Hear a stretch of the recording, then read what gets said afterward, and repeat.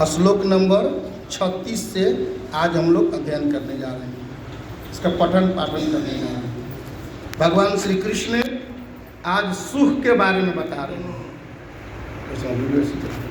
सुख के बारे में भगवान श्री कृष्ण बता रहे हैं। सुखम त्विदानीम त्रिविधम श्रृणु में भरतर्षभ। सुखम तु इदानीम, इदानीम सुखम त्रिविधम श्रृणु। ये जो सुख है ना, 3 प्रकार के सुख है। देखिए बड़ा सुंदर बात भगवान ने की बताया है। भगवान कहते हैं सबसे पहले कर्म के बारे में, कर्ता के बारे में, गुण के बारे में सब कुछ बताते हुए अब सुख के बारे में बताएंगे। और सुख के बारे में लोग समझ जाएंगे तब भगवान बताएंगे ब्राह्मण के बारे में, क्योंकि भगवान जानते हैं कि जो गुण के बारे में नहीं समझेगा वो ब्राह्मण के बारे में नहीं समझेगा कौन है ब्राह्मण। इसीलिए 40 श्लोक तक सुख के वर्णन करते करते 41वें से ब्राह्मण के विषय चल जाते हैं। तो पहले गुण बता दिए, कर्म बता दिए, गुण समझ में आ गया, कर्म समझ में आ गया, और ब्राह्मणों समझ में आ जाएगा व्यक्ति ब्राह्मण है, क्षत्रिय है, वैश्य है, शूद्र है, क्या है, गुण कर्म से समझ में आ जाएगा। इसलिए भगवान ने बताया कि सुखम त्रिदानीम त्रिविधम श्रृणु में भरतर्षभ। हे भरत ऋषभ, हे भरत श्रेष्ठा, सुख जो है 3 प्रकार के सुनो। अभ्यासात् रमते यत्र दुःखान्तम च निगच्छति। अभ्यासात् रमते यत्र, अभ्यास करते करते जो रमण करते हैं, रमण माने आनंदित होते हैं, अभ्यास में आनंदित होते हैं, तो उनका जो दुख का अंत हो जाता है। दुख अंतम च निगच्छति, जो दुख के अंत को प्राप्त होते हैं। माने जो अभ्यास करते हैं, किस चीज का अभ्यास करते हैं? भजन का। भजन माने गाना ना, प्रवचन माने बोलना नहीं, भजन माने गाना नहीं, प्रवचन माने बोलना नहीं, सत्संग माने इकट्ठा होकर बोलना सुनना नहीं। एक मौन का विषय है, गहरा मौन में प्राप्त होता है भजन, एक गहरा मौन में मिलता है सत्संग, एक गहरा मौन में मिलता है आनंद, एक गहरा मौन में आता है, वो है भजन, वो है सत्संग। तो हम लोग आपस में बैठ करके गोष्ठी करते हैं, वार्ता करते हैं, उस सत्संग को पाने के लिए, उस भजन को पाने का माध्यम बनाते हैं। तो बिल्कुल पारावाणी का विषय है। ऋग्वेद में वर्णन है 4 प्रकार के वाणी, चत्वारि वाक् परिमिता पदानि, 4 प्रकार के वाणी। परा पश्यन्ति, मध्यमा, बैखरा। बैखरा मैंने कुछ नहीं पता, समाज में कहा जिसको बैखरा हो गया है, बैखरा मैंने बोल रहा, बैखरा हो गया, मुंह से हम बोलते हैं बैखरी बात, और थोड़ा सा भजन भाव में भूलते हैं बिना बोले अंदर का, तो मध्यमा होता है, उससे भी अंदर जाते हैं नाभि के पास, तो पश्यंती होता है देखना, और उससे भी अंदर जाते हैं मूलाधार के पास, तो पारावाणी होता है। बिल्कुल गहरा, जहाँ शून्य एकदम आनंद में भगवान की चर्चा कर रहे हैं। कहते जो अभ्यासात् रमते यत्र, जो अभ्यास करता है तीनों गुणों से पार होने के लिए, तो कहते हैं कि दुख का अंत हो जाता है। दुख अंतम च निगच्छति, उसके दुख का अंत हो जाता है। अब आगे 37वें श्लोक में भगवान बताते हैं कि यतदग्रे विषमीव।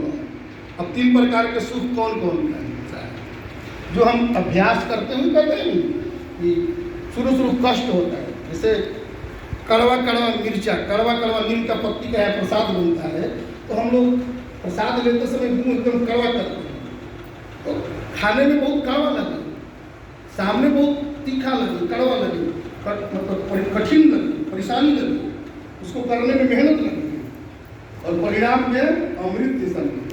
उसका फायदा जो है अमृत जैसा मिले, खाने में बड़े कड़वा कड़वा लग रहा है। यह तो दग्रे विष नहीं हुआ, प्रारंभ में विष जैसा लगता है, लेकिन उसका परिणाम सुख जैसा, अमृत जैसा लगता है। परिणाम में अमृतोपमम तत्सुखम सात्विकम प्रोक्तम। उस सुख को भगवान कहते हैं सात्विक सुख कहा गया है। वैसा जो सुख है सात्विक सुख है। प्रोक्तम आत्मबुद्धि प्रसादजम, उस सुख से जो है आत्मबुद्धि के प्रसाद की प्राप्ति होती है, माने प्रसन्नता की प्राप्ति होती है, आत्म सुख के प्रसन्नता की प्राप्ति होती है, आत्मबुद्धि के सुख के प्रसन्नता की प्राप्ति होती है। ऐसा भगवान कहते हैं। एक सात्विक सुख का वर्णन करते हैं। अब राजस सुख के बारे में कहते हैं विषय इंद्रिय संजोगा। एक ऐसा सुख है ना कि विषय से जीव इंद्रिय है और मन का संजोग होता है, जीव के स्वाद का और इसका मन विषय क्या है, जीव का विषय क्या है, रस का स्वाद लेना। रसगुल्ला खूब बढ़िया प्रिय, रसगुल्ला मीठा लगता है, जीव को खूब प्रिय है, खूब अच्छा लगेगा, खाने में तो खूब बढ़िया है। आँख से सुंदर, बहुत सुंदर सुंदर एक रूप दिखाई पड़ रहा है, बड़ा सुंदर रूप है, एकदम मनमोहक, इधर दौड़े जा रहे हैं। कान से खूब बढ़िया शब्द सुनाई पड़ता है और कान से शब्द सुन के उधर फंसे जा रहे हैं। विषय और इंद्रिय का संजोग ये तो दर्द अमृत जैसा लगता है। विषय और इंद्रिय का संजोग जो है, रूप रस गंध स्पर्श का संजोग जो है, ज्ञान इंद्रियों के और विषय का संजोग जो है अमृत जैसा लगता है, लेकिन परिणाम में विष जैसा, परिणाम में विष परिणाम में विष नहीं बने। वैसा जो सुख है ना, परिणाम में विष तत्सुखम, उस सुख को राजसम असंगतम, उस सुख को राजस सुख कहा गया है, जो विषय इंद्रिय संजोगा। इसीलिए समझ लीजिए सुख कैसा हमको चाहिए। एक सात्विक सुख के बारे में समझ गए और एक राजस सुख के बारे में समझ गए। अब हम लोग अधिक सात्विक हैं कि अधिक राजस हैं। जीव से जब मन का संजोग, विषय का संजोग लगता है, खूब बढ़िया लगता है, उसे उधर खींचा जाता है। ऐसा नहीं लगता है कि बहुत मीठा है लेकिन बहुत कष्ट देगा, दुख देगा, शरीर में रोग बढ़ाएगा, शरीर में कष्ट बढ़ाएगा, इसलिए इसका सेवन न करें। भगवान का तो सात्विक सुख को पकड़ो, मान खूब आगे सामने से खूब बढ़िया लग रहा है तो जरूरी नहीं है कि भीतर से बढ़िया होगा, भीतर बहुत खराब होगा। इसीलिए बहुत ध्यान से पकड़ो उसको। हड्डी चमड़ी रक्त मांस का सौंदर्य बाहर से बढ़िया दिख रहा है तो जरूरी नहीं कि भीतर बढ़िया होगा, भीतर हो सकता घिनौना बना होगा। ऊपर जितना सेंट पेंट पॉलिश लगाए हैं खूब बढ़िया है, लेकिन भीतर एकदम घिनौना है, एकदम दुर्गंध से भरा है, एकदम मल मूत्र पीप नेटा पोटा नकटी से भरा है। उसके पीछे परिणाम में अमृत लग रहा है लेकिन विष नहीं हुआ।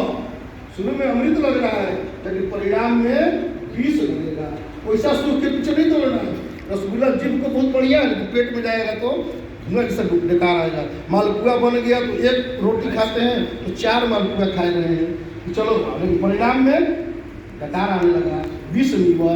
राजस सुख है वो सुख। और तामसी सुख निद्रा लस्य प्रमाद उत्तम, एक ऐसा सुख है ना कि नींद लाता है, प्रमाद लाता है, आलस्य लाता है, ऐसा सुख है।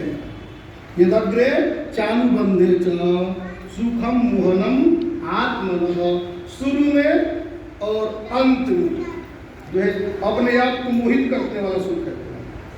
इसलिए ध्यान करने बैठते हैं ना तो नींद आना शुरू होता है, भजन करने बैठते हैं तो नींद में सो जाते हैं, जाग रहे हैं, सोए हुए जाग रहे हैं, आलस्य आ जाता है। दुनिया भर के विकार, किसी से वार्ता करते हैं तो मन में क्रोध पैदा हो जाता है, मन में काम पैदा हो जाता है, मन में ईर्ष्या द्वेष पैदा हो जाता है। यह ऐसा, इसमें भी सुख मिलता है ना। ये जो सुख क्या है, तामसी सुख है, यह सुख तमोगुणी सुख है। अब आगे कहता न तदस्ति पृथिव्याम वा दिवि देवेषु वा पुनः, न तदस्ति न तत् अस्ति, न तत् अस्ति, तत् माने वह, उसका, अस्ति मन है, ऐसा कोई भी व्यक्ति नहीं है। न तदस्ति, ऐसा कोई भी व्यक्ति नहीं है, चाहे पृथ्वी पर हो, पृथिव्याम, या दिवि, दिवि माने आकाश, आकाश में भी कोई हो, चाहे पृथ्वी पर, अथवा देवेशु, अथवा देवता में भी नहीं कहना ये देवता वो देवता वो देवता है, देवता भी बहुत विकारी है।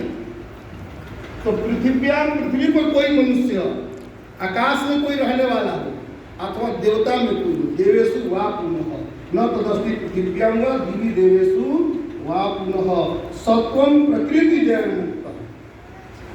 ये तीनों गुणों से त्रिभिर्गुणैः स्यात् त्रिभिर्गुणैः, ये तीनों गुणों से कोई मुक्त हो, ये तीनों गुणों से कोई हट करके हो, चाहे धरती पर रहे वाला हो, चाहे आकाश में रहे वाला हो, चाहे देवता हो, सब कोई जो है इसी 3 गुण से बंधा हुआ है।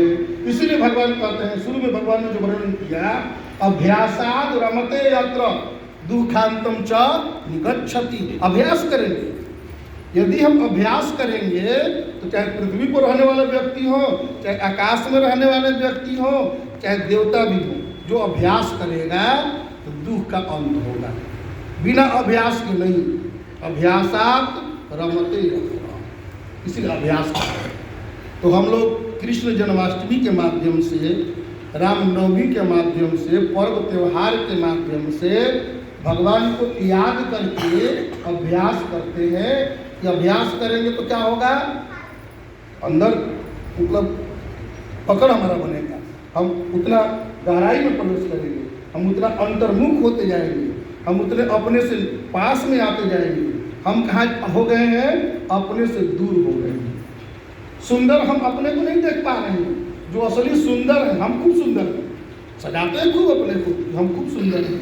शीशा के आगे बैठ के हम खूब अपने को देखते हैं, 10 बार कई नहीं लोग देखते, कई बार निहारते रहते हैं, सुंदर, हम बहुत सुंदर हैं, बहुत सुंदर हैं।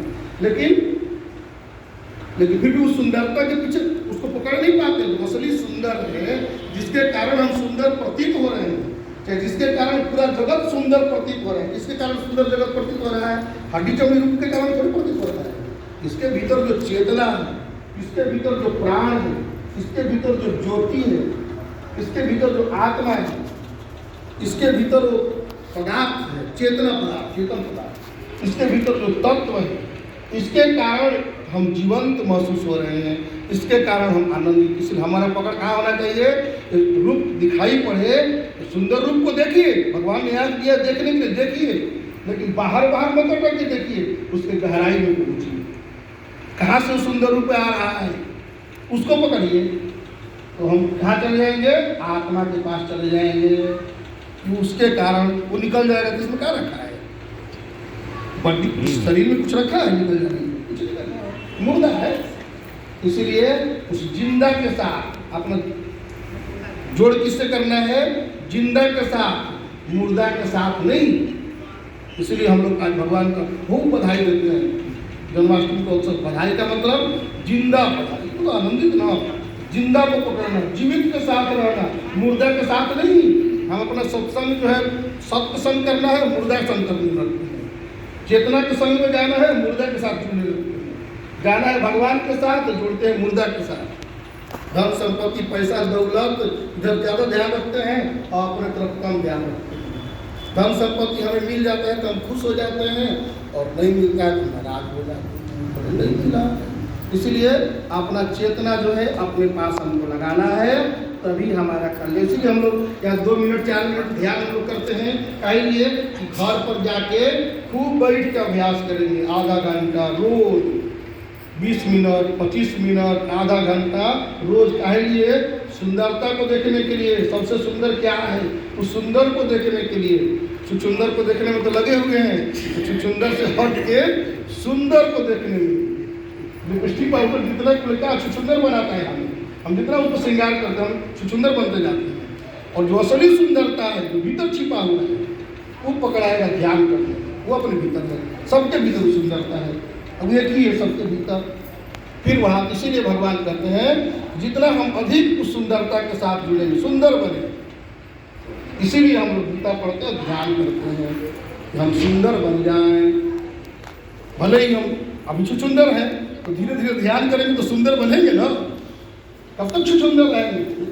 भगवान ने कह दिया गीता में, बहुनाम जन्मनाम बनते ज्ञानवान माम। कभी ना कभी ज्ञानी होंगे हम, कभी ना कभी क्रोध लोभ मोह ईर्ष्या द्वेष मन से निकलेगा। जिस दिन मन से निकल जाएगा तो सुंदरता निकल जाएगा। और तब तक कुरूपता है, कुरूप हैं हम, सुंदर हैं, क्योंकि मन में काम क्रोध लोभ मोह है, तो सुंदर है ना।